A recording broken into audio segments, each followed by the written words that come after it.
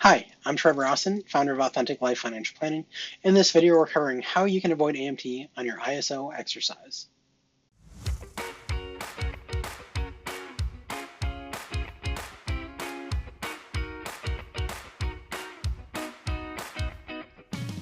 With ISOs, there is a way where you can avoid AMT.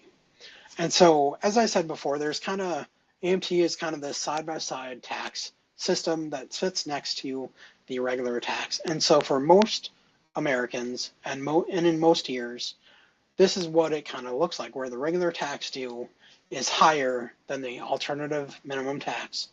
And so because of that, you just pay the regular tax.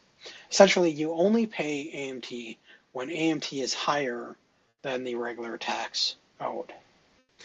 And so if you exercise ISOs, in general, what likely is to happen is that the AMT ends up being a little bit higher, or maybe a lot higher than your regular tax owed. And so when that happens, you essentially pay the alternative minimum tax amount instead of the regular tax amount.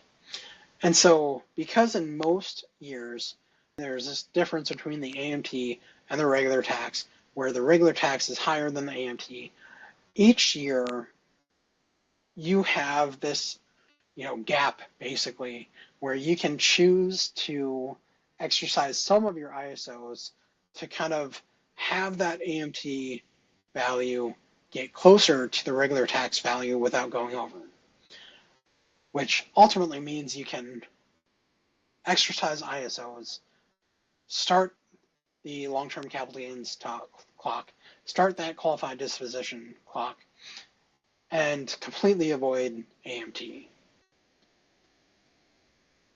That is a really powerful strategy if you want to be invested in your employer, you have ISOs, and you have the cash available to invest, and you want to avoid the AMT, which I think is a really important plan with ISOs.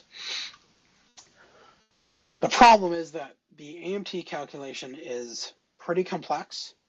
You really need to have a CPA who really understands AMT and ISOs well to be able to pursue a strategy like this, or work with a financial advisor who does tax planning at a really detailed level that understands this. Because otherwise you can make a mistake and end up paying some AMT when you didn't intend to. And so it is a really great strategy if you have ISOs and you want to invest in your company and you have the cash to invest, but you want to avoid paying AMT. So it can be a really good thing, but again, you really need to work with a CPA or a financial advisor who has a lot of tax experience to be pursuing a strategy like this. It's too complicated to try to do it on your own, in my opinion. But it does, if you are able to do that and pull it off correctly, it allows you to exercise your ISOs without paying AMT and starting that qualified disposition clock. Thanks for watching. If you found this video helpful, please like, subscribe, and drop a comment below with any questions or topics that you would like to see covered. Financial planning is all about creating the life you want. Let's build it together.